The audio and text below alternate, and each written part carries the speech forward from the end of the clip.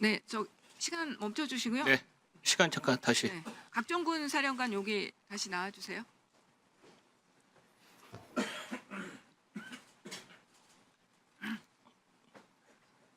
네, 질의해 주십시오.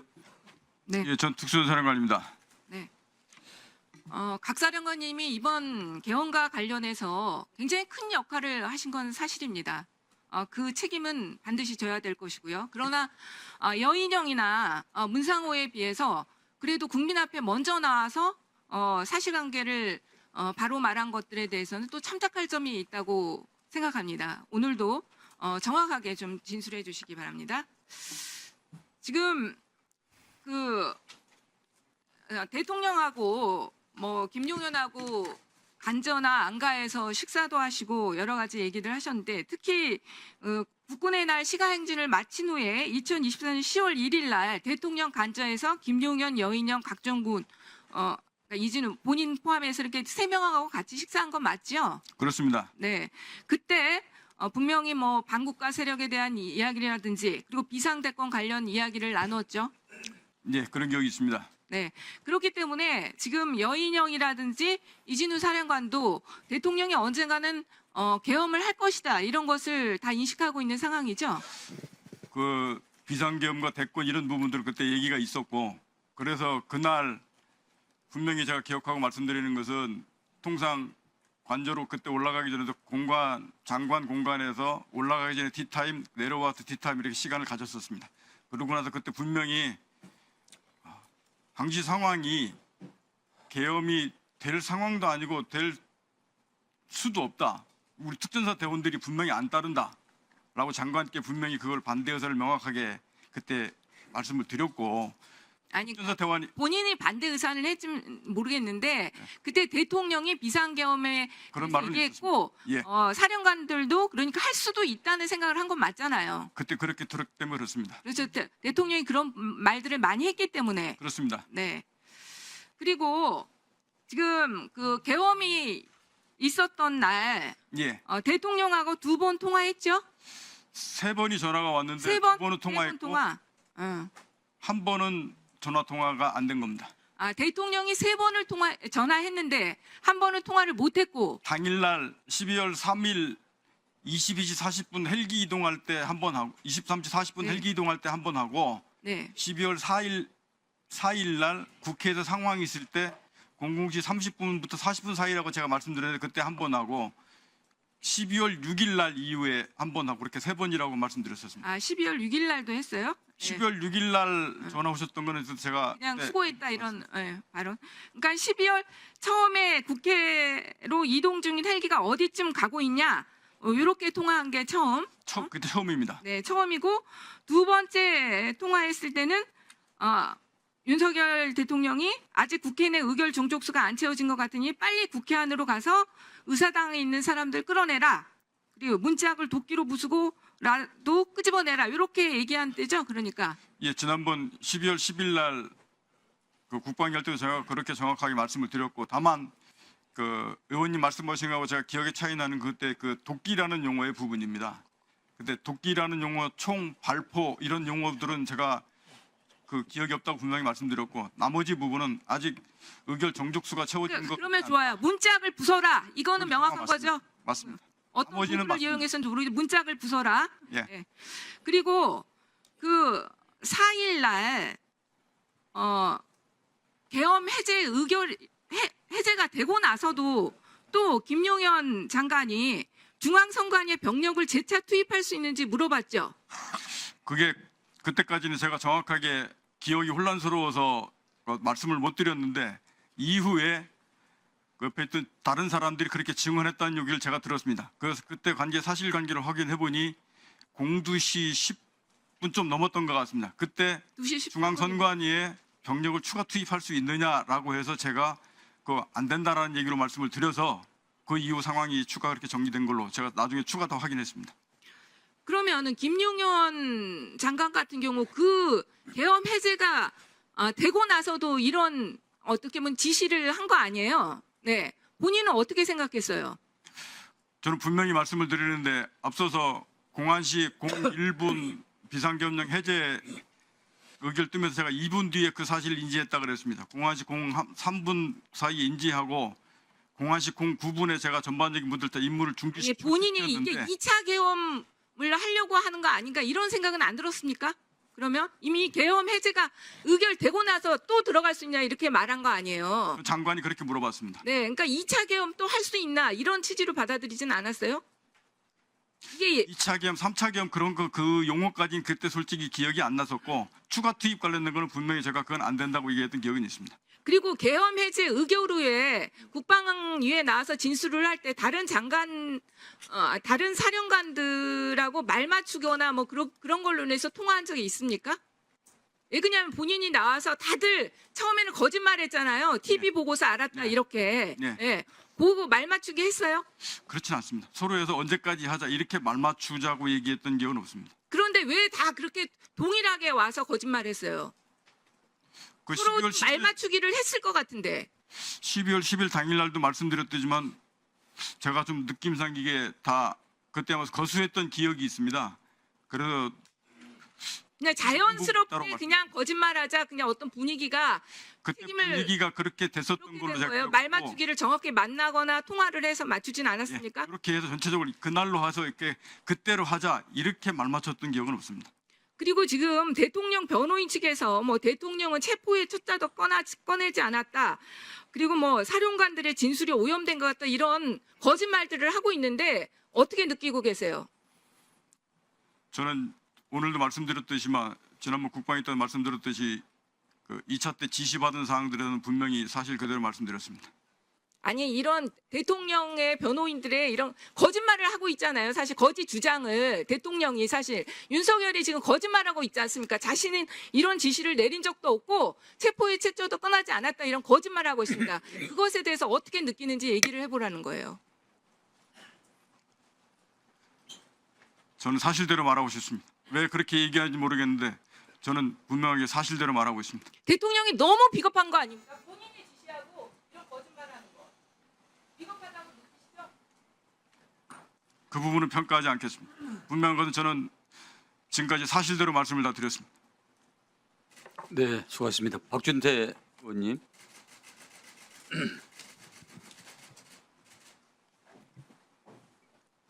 예, PT를 좀 준비해 주시고요. 차관님 잠깐 이석하셨나요? 네, 화장실 갔. 네. 자, 우리 장관님들 개인 정비가 필요하신 분들은 잠시 외출해도 되겠습니다. 예, 뭐 합창 의장 계시니까 제가 그러면 합창 의장께서 잘 들어보시고 답변해 주시기 바랍니다. 어제 국회 법제사법위원회에서 12.3 계엄 관련 특검이 야당 단독으로 통과가 됐습니다. 지난주 수요일에 제2요구됐던 특검법이 본회의에서 부결되자 하루 만에 특검법안을 다시 만들고 그 다음 날에 법사위 상정하고 주말 지나서 어제 월요일에 강행 처리된 겁니다. 이렇게 졸속으로 만들어졌기 때문에 당연히 많은 문제가 있습니다. 위헌 위법적 요소가 그대로 남아있고 독소조항도 그대로다 이런 평가를 받고 있습니다. 그중에서 가장 문제가 되는 것이 1차 특검법안에는 포함되어 있지 않았던 외환 혐의가 수사 대상에 추가된 겁니다. 제목도 내란 외환 특검법으로 바뀌었습니다. 자, 이 특검법에서 논란이 되고 있는 외환죄, 이재명 대표가 직접 지시했다 이런 보도가 나왔습니다. 그리고 나서 여기에 아무도 부정을 안 했기 때문에 아마 사실일 거라고 생각을 합니다. 따라서 이 특검법에는 민주당과 이재명 대표의 대북관, 안보관이 그대로 반영된 것으로 볼 수 있다고 생각합니다. 그래서 저는 이 사안을 좀 심각하게 보고 있습니다. 다음 장 한번 보여주시죠. 제가 한번 읽어보겠습니다. 안 제2조 제1항 제8호입니다. 해외 분쟁 지역 파병, 대북 확성기 가동, 대북 전단 살포, 무인기 평양 침투, 북한 오물 풍선 원점 타격 등등입니다. 자, 차관님. 예, 해외 분쟁 지역 파병, 이거 러시아 우크라이나 전쟁에 북한군이 파병 가면서 전장의 정보 획득 차원에서 검토했던 것으로 제가 이해하고 있는데 맞습니까? 예, 아마 그때 그런 논쟁을 저희들이 논의를 됐던 것으로 알고 있어요. 논의가 됐었습니다. 예, 최근에 생포된 북한군 포로를 전 세계가 지켜보고 있습니다.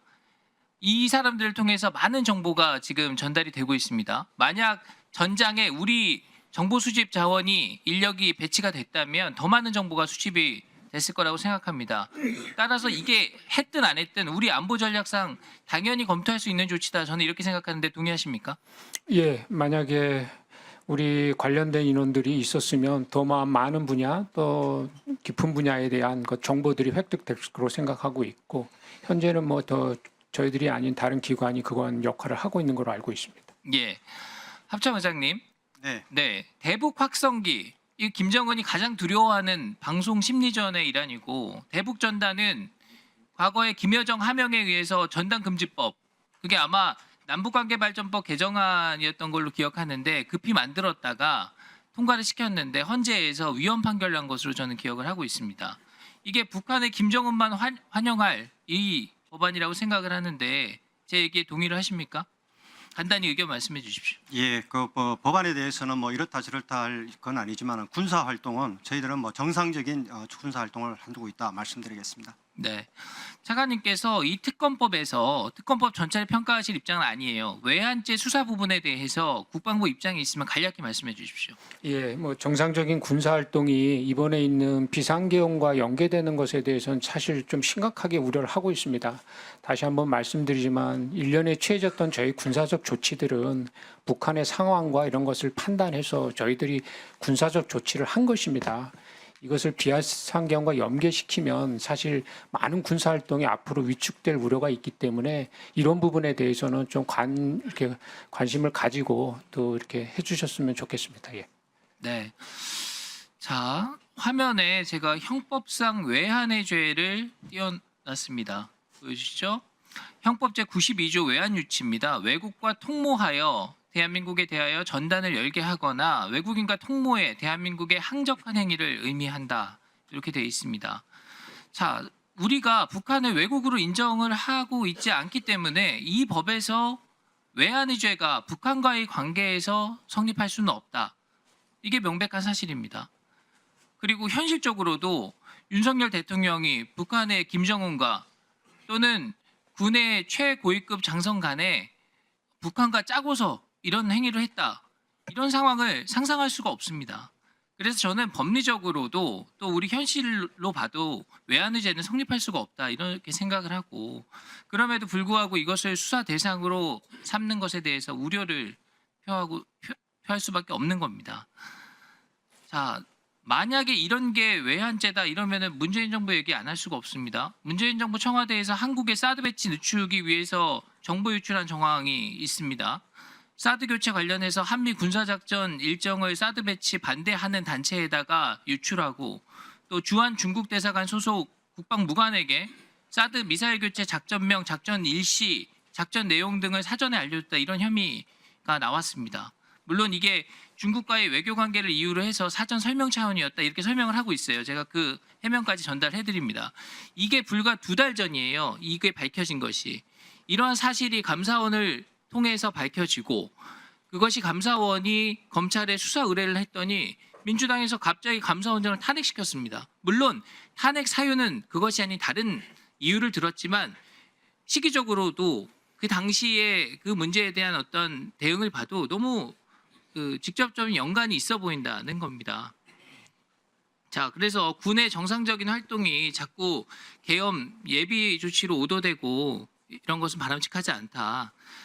자, 말씀을 드리고요. 다음 장 보시죠. 네, 아까 곽규택 의원님도 말씀하셨지만 자꾸 사실과 다른 내용들이 많이 나가고 있어서 여러 가지 좀 팩트 체크를 좀 해볼 필요가 있습니다. 합참 의장께서 한번 보시죠. 지금 오물풍선 관련해서 김용현 전 장관이 합참 지휘통제실에서 원점 타격 지시했다 뭐 이런 보도가 여러 번 나왔습니다. 민주당의 많은 의원님들 말씀을 하셨고요. 자, 이런 지시 받은 적 있습니까? 받은 적 없습니다. 예, 받은 적이 없으니까 지시를 거부하거나 질책받은 일도 없었겠죠? 네. 네. 여기서 보면은 지금 합동참모본부에서 11월 28일 오물풍선 살포 상황 당시에 김용현 전 장관은 전투 통제실에 방문한 적도 없다. 이렇게 지금 브리핑을 했는데 맞습니까? 사실입니다. 네. 그러면은 오물풍선 관련해서 원점 타격을 하기 위한 어떠한 예비 조치나 준비도 이뤄진 사실이 없습니까? 군은 어떠한 우발 상황에 대비해서도 대비 태세를 유지하는 게 군의 기본적인 임무입니다. 대야 부대가 발사 직전까지 준비를 마쳤었다 이런 주장에 대해서 그런 사실은 없는 걸로 알고 있습니다. 사실은 없고 준비는 언제든 되어 있다. 네. 네, 위원님께 말씀드립니다. 오전 회의를 1시간에 마칠 생각입니다. 따라서 현행 대비 태세를 위해서 합참 의장님께서는 오후에는 이석을 해야 되기 때문에 혹여 질의나 여러 가지 또 사항에 대해서 있으면은 오전 내에 의장님은 현 위치로 가셔야 되기 때문에 질의를 좀 해주시기 바랍니다. 1시 어간에 오전 내에 마칠 생각입니다. 네. 이어서 용해인 의원님.